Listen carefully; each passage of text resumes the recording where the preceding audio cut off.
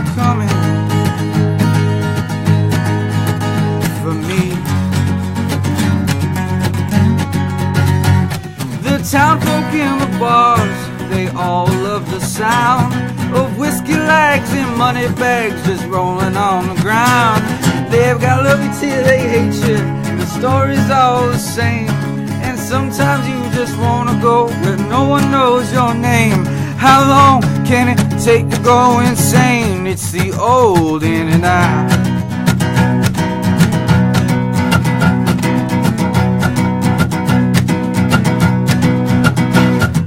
This is how we will win it.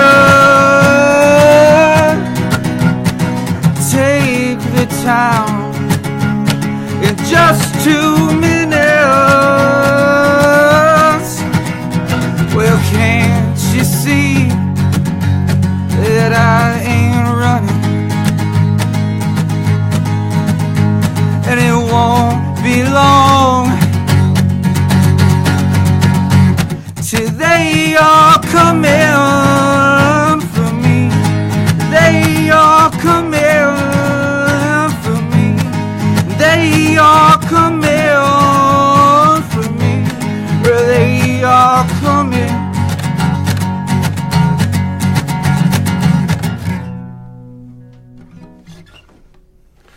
All right, that's called 2 Minutes. Welcome, and thanks so much for watching. I'm Nathan Cohn from Texas Public Radio, and this is the first of a series of in-studio performances that we're going to do here on TPR Live on a periodic basis. You can be on the lookout for them here on our Facebook page. And today we're welcoming into the studio Michael Carrillo, known by many in South Texas as the frontman of the innovative supersized group Deer Vibes. He's here today with Aaron Magana under the guise of another one of his projects, Michael J. and the Foxes. You're welcome here on Facebook Live to ask questions or say hello, and we'll relay those wishes to the performers, and we'll get to your questions throughout this session while they're here. Amazing sound, says Mary Margaret, and Peter Bella says, sing it, brother. So you've already got some fans on right now. And Mike and Aaron, welcome. Thanks for being here. Thanks for having us. Mike, so you grew up here in South Texas in San Antonio, that's right? Yes, sir. I've been here all my life, all 28 years. All right, fantastic. So, when did you? What did you listen to when you were growing up? I think I tried to listen to a little bit of everything as I was growing up. I think I started off kind of like everybody else, just kind of what's right in front of them. I was just radio stuff, and then I always tried to get more and more into in depth into what was not right in front of me on the radio. I listened to like Willie Nelson because my mom listened to it, but as far as like starting this sort of project, I never really wanted to I didn't really listen to a lot of country when I was growing up, or even up until I started this. I wanted to kind of go into it and write a country song the way I thought a country song should be written, and not be too influenced by some of those other big artists out there. What goes into a good country song, you think? Probably a lot of whiskey and emotions. Well, there are a lot of emotions in your music, and I've watched other videos of you performing online on YouTube, and you do get quite emotional in performance, it seems. But you seem like a very well-adjusted young man here in person. Thank you. It's I'm not sure which one is the stage performance, if it's the in real life or on stage, but either way, it's a good time. Well, let's hear another song and then we'll talk some more. Sure. I'll give up.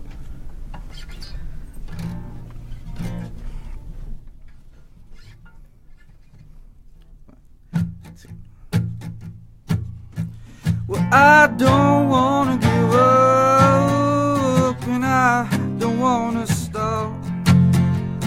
I don't wanna split up. Let's give it one more shot. Well, Daddy's on the road, and I think it's time to come home. There was trouble when I left. I shouldn't have let you there alone. Think we should take some time and maybe try, 'cause we could work it out. Ain't no problem we can't solve, it's what I know, and I could show you how. Well, I know the times is tough, man. Well, it gets hard to believe I'm being a good man when I'm so far. But I don't wanna give up, and I don't wanna stop. I don't wanna split up. Let's give it one more shot. Well, rolling into town, I heard the news. I knew I could not cope. It was time to change your mind about this guy. Oh, yeah, I still had hope. But every time I called, it seemed a bad time is what I called. I went onto your house, the lights went out, man, that door was locked. And he's been hanging around, and I can understand how they might try to take you, but I'm your man. Oh yes I am.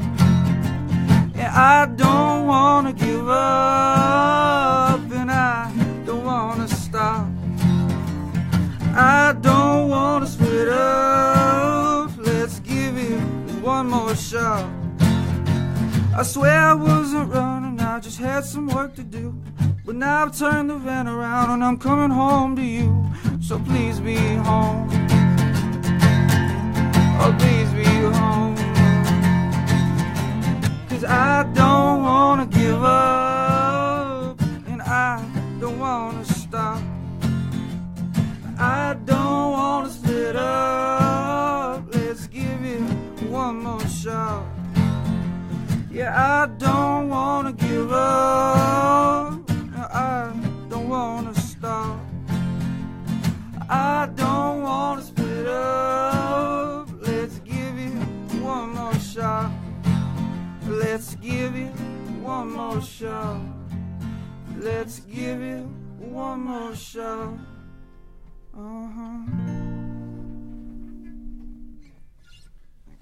Fantastic. All right. Thank Applause in the room here. This is a very different sound than some of the other musical projects you're in, like, of course, Dear Vibes, which is just a huge ensemble of ever-growing and ever-changing performers, and you're part of the band Faya as well. Yeah, Aaron's part of Aaron's Faya. part of the band Faya over there. Oh, So- well. Recently departed. Recently departed. Okay. Well, I mean, both of you. What I'm getting at is that both of you are working in a different style here than those sounds, and so I really want to know, kind of, what kind of headspace you get in all these different projects when it comes to writing and performing. I think I started Dear Vibes with the and when I was really young, and I was really into a lot of instrumental music, and it kind of became I wanted to write and compose a lot of the pieces and that sort of thing, and as we went on, I started adding more and more lyrics. But for the most part, the original idea of it was to get a lot of the emotion and point across through the instrumentation, and then at some point, I think I just had a lot to say, and I didn't want to kind of be very I didn't want to use like metaphors, and I didn't want to be all artsy about it. I just kind of wanted to say what I had to say. And in country music, I feel like you can kind of do that, or at least with the folk kind of stuff we're going for. So it was kind of just the path that seemed to make the most sense to write a couple of heartache songs in this format, rather than trying to be like an indie rock sad song sort of thing. So that's kind of why I started this Michael J. and the Foxes. Do you read music? I'm just curious. Or you write lead sheets, or especially with big things like Dear Vibes too? I use like some programs to help me out, because I'm not musically inclined at all, but I just kind of pretend, and I get everybody together, and I'm like, play it on the piano a little bit, and I'm like, you do this and you do this, and then everybody does it at once, and if it works, then I'm like, I'm awesome, and then if it doesn't, I'm like, back to the drawing. Yeah.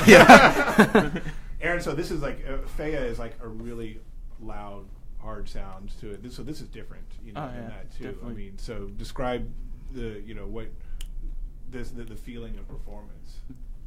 Playing with Faya is just energy. punk music is just about, being loud, playing with emotion. And, so is this, but it's just kind of more raw. And playing here, it's just, musically, it's a little bit more, has more details, I guess. I can do a little bit more on guitar, and I played all different styles growing up, blues, country, everything. So this is a little bit more my thing, I guess you could say. Being able to do a little bit more on the guitar work. Yeah, you get a little bit of freedom to a little bit play more around, freedom. Yeah, so. And he sings really good too. He does. Very nice voice. Yes, in fact, Alyssa Lester on Facebook, by the way, Mike says that she wants Dear Rob to play at her wedding, so I think she's offering you a gig right Sweet, now. that works. That wouldn't be the first wedding we played, and for some reason I just always really feel really good about those sorts of opportunities when those things come along. Like being a part of someone's life like that is pretty romantic. There's nothing better than a celebration with great music. Yeah. Yeah. So in another interview that I was reading that you had with another publication a number of years ago, you remarked that being a musician is where it's at for you and you said you're not good at anything else. Yeah. Is that still the case? Absolutely. No, yeah. I've had plenty of years, enough time to try to maybe think about doing other stuff, and I probably could, but I just wouldn't do it as good as I do this. And not to say that I'm like great at this or anything, but it's probably what I'm best at, I would say. I don't know. You're really good at Facebook posts. Ooh. We all do a lot of practice. Yeah. But yeah, this is just what I'm, I guess, happiest doing. Somebody was over at Ventura the other night, and they were saying that the whole night, I'm running around doing stuff and looking kind of stressed, and then the band played, and they were like, you've never looked happier to me in your life than you were when you were playing on stage. And I think that just kind of goes hand in hand. It's what I'm good at, and it's what we have a good time doing. So, especially getting to work with talented guys like this guy and that sort of thing. So, Well, how long have you all two known each other? About 5 or 6 years, maybe. Yeah. I don't even like the Spurs, but Aaron invited me to watch the Spurs game with him, and I was like, I don't like this. You just like you keep digging that hole. I'm out of here. At the time I'd never watched sports or anything, and then like Aaron invited me to watch the Spurs game, and now every time the Spurs game is on, like I invite Aaron to come watch it with me. So it's like it's all Aaron. I owe it all to Aaron. Fantastic. Okay, well let's hear another tune, yeah? Yeah, absolutely. What was the Unrequited, right? Was it? Yes. This is a Loudon Wainwright song. I love Rufus Wainwright, and I love his daddy too.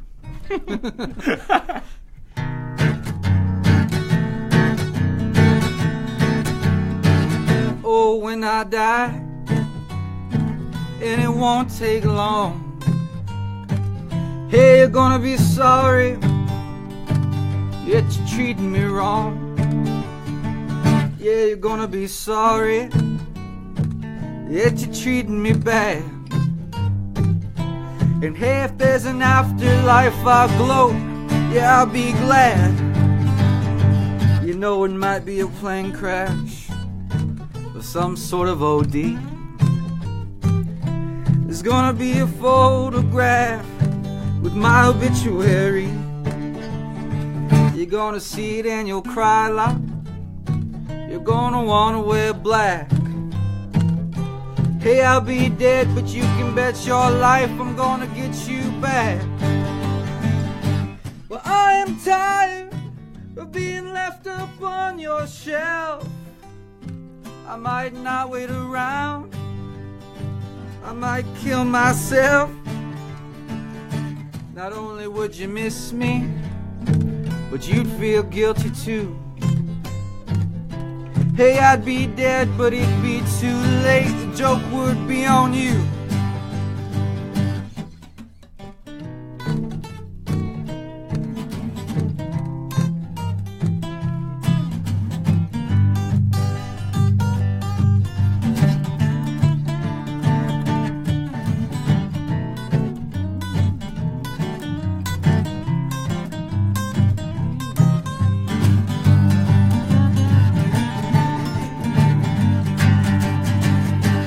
better take warning and start treating me good. Start doing the things that I think you should. And you better not pout. Oh no, you better not cry. The Grim Reaper's coming to town, and I just might die. Thanks. All right, fantastic. We're here in studio, if you're just tuning in online on Facebook, with Michael J. and the Foxes. That's Mike Carrillo and Aaron Magana here, and thanks again for being here and being a part of this TPR live experiment on Facebook that we're doing. We're looking forward to many more of these, and so you're the inaugural performers here. Well, thank you very much for having us. We're very happy to be here. Well, on Facebook here, Mike Escareno mentions, Mike, that you were crucial in sound production at the Warhol and the 1011 in SA and at the Lab in Kirby. So talk. Wow. Yeah, he's going all the way back. Yeah. So you talk a little bit about that aspect of what it is that you've done as well in town. Yeah, I've always been really involved in the music scene from like 2006 or 2007, and then I think the most notable thing, at least from my past, is working at the Warhol and the 1011, a real punk rock venue. I mean, we did a lot of different things there, but I was the sound guy, and I just met a lot of people through that time. I mean, I started working there when I was 18, so it's been like 10 years, and now I own Ventura, which is what the 1011 used to be, in the same building off of Avenue B. It's right on the Riverwalk, so we fixed it up a lot. There's a lot of development going on around that area, and so we're definitely trying to keep the heart and soul of like the creative scene and social aspect of everything going on in downtown relevant and lively to a lot of people that are probably moving into town or moving into that area that don't really know how much we have to offer if they don't know. You know, so. Well, that leads me into my next question, which was that San Antonio was recently designated by the Texas Music Office in Austin as an official music friendly community. What do you think that means for us here? What's your assessment of the scene in San Antonio? We've grown a lot. We still got a lot of work to do in several ways, and trying to always figure out the best way of doing things to where the artists are recognized and happy, and but same thing. I mean, being on both sides of being a business owner and a musician, you see both sides of cover charges, and if people are coming out to support, and who puts in the effort to make that happen, what sort of promotion goes into the different sides of things, from bar to promoter to band. Just everybody's got to put in the right amount of work, and to really make a successful event happen.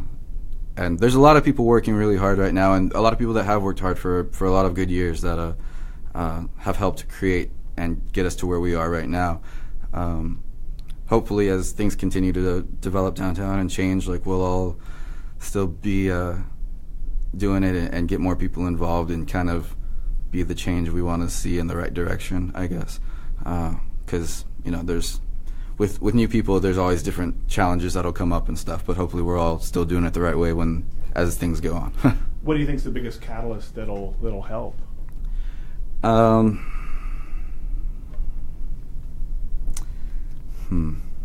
It's okay that there's no magic bullet answer. Yeah, I wish there was like a direct answer for that, but I'm not sure. It's just really going to take everybody working together still, and not getting to. I mean, even from a band perspective, not thinking that one band is, everything, and like it's just from every aspect of everything, everybody working together towards making things continue to grow, because it's not on one person. So, you see just the challenges from each aspect, and if we all keep trying to make things better, then hopefully that's the way it'll go.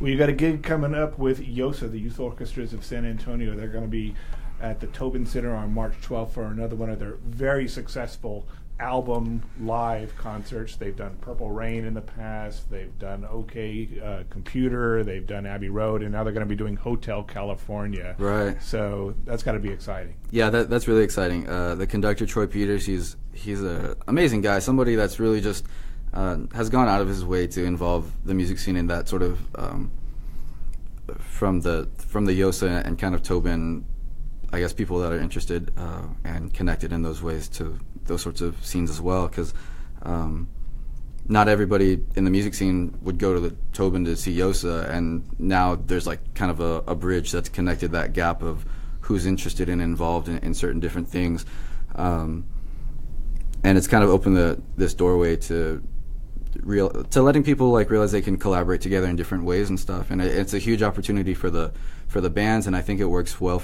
on both sides of the collaboration of making everybody happy and kind of bringing in some progress to I guess expanding who knows about what's going on in town.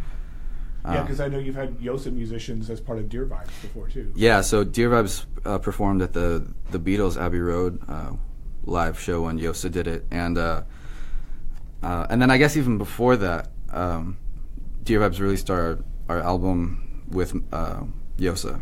With I don't know how many people it was, but there was like a lot. I think like there was like 40 people on stage at the Empire Theater, and that was awesome. It was just like a dream come true, and we met a lot of the kiddos from Yosa, even though they're getting older now, but from Yosa that, you know, that was their first time hearing or jamming with local bands and that sort of thing. So it got a lot of people in the mix of what was going on. So we still have members that worked with us at that time that are in the band now, and we're playing South by Southwest in March. So yeah, for Michael J to be doing the Hotel California live, like, we're excited about that. Kind of excited to get this project in that same direction as well. So, are you allowed to say which song you're going to be playing?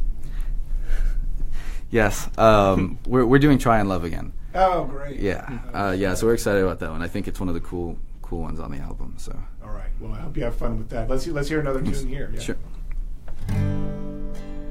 Half more.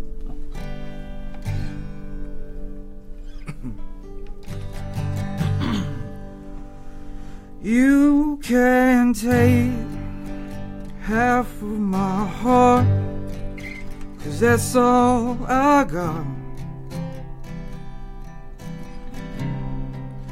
And you can have all of my time. I spent enough. I don't got much money, but you could have that too.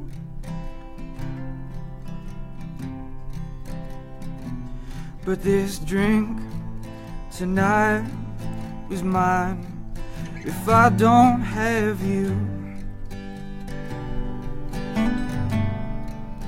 But if I was to call, you wouldn't be home. And if I had waited, you'd still be gone. You're not coming back. I'm starting to think you have my heart, but I have this drink.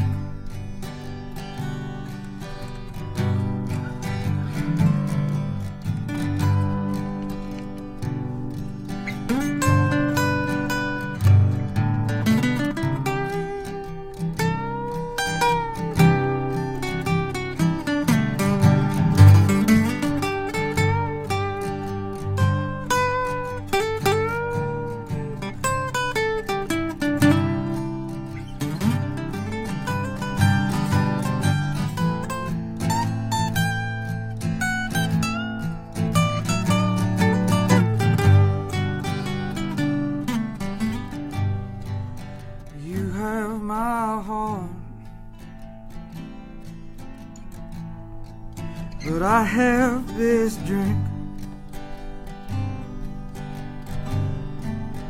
You have my heart, but I have this drink. said you have my heart, but I have this drink.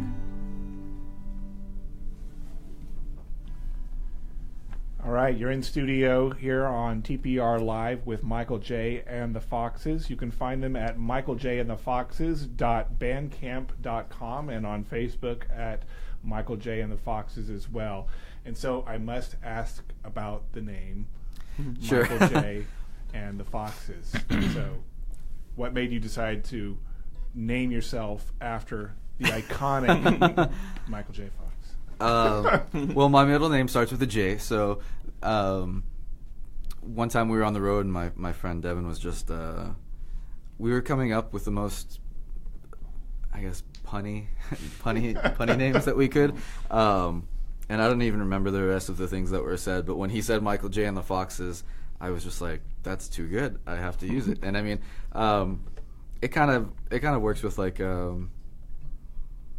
I like to think of it like Michael J. and the Foxes, like the Foxes being about like romance and like, you know, interactions between people, and I guess like the personal sides of like, you know, heartache and that sort of thing. So it kind of just summed it all up. Although now like a lot of people are like, it's like Michael J. and the Foxes being like the rest of the band, but so like ooh la la. Yeah, like ooh la la. Yeah, exactly.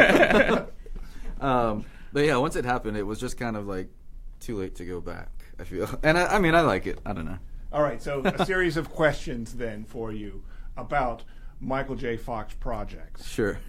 Family ties. So, Mallory or Alex?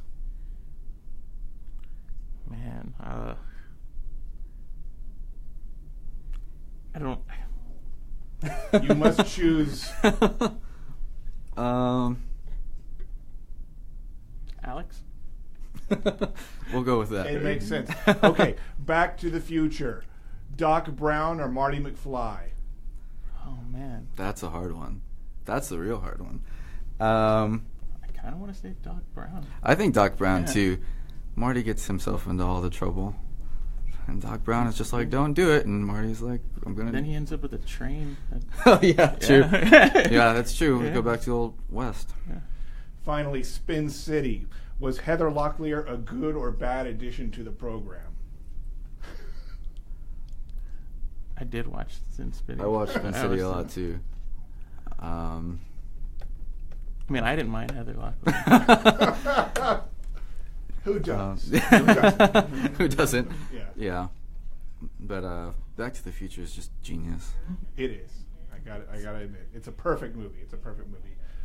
Well, let's hear one more song, okay? Sure.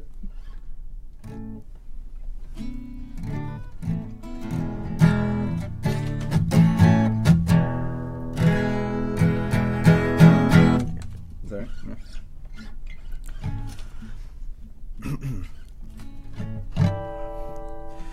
Here at the hotel lobby, here where you finally got me. You're asking me if it's real what I do.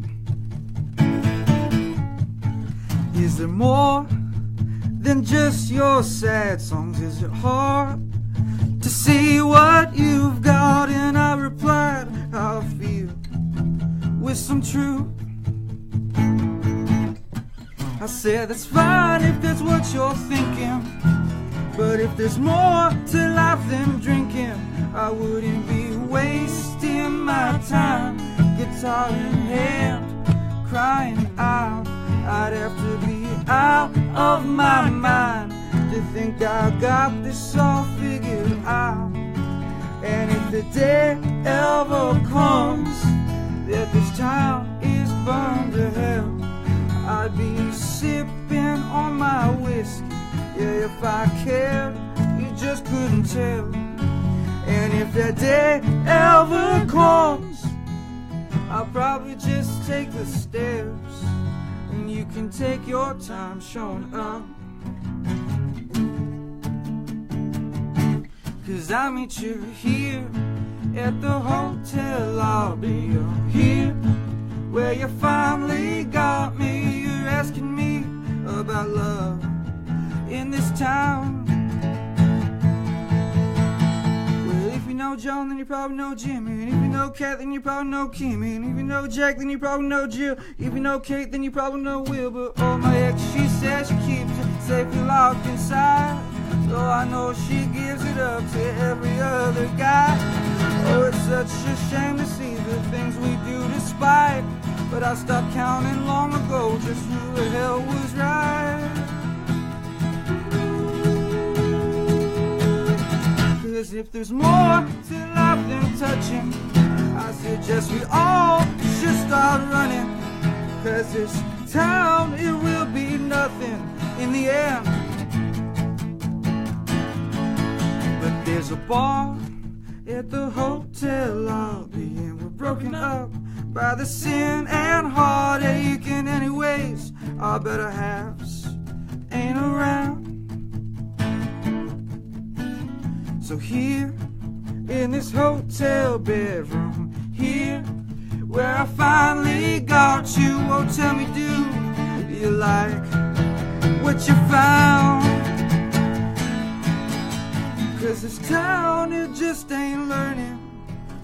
You're the flame or you're just burning. You're the victim of your own yearning in the air.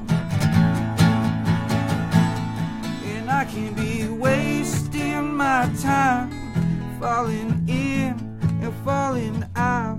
I'd have to be out of my goddamn mind to think that love is what it's all about. And if the rain ever comes and drowns this town in sin, well, I would be the first one to lay down if it meant I never hurt you again. And if hell is what waits for me, I'll probably just take the stairs, and you can take your time showing up. 'Cause I'll meet you there. All right. Michael J. and the Foxes. We got Mike Carrillo, Aaron Magana. Thanks so much for being here, y'all. Yeah, thank you for having us. We're happy to be a part of the first one here.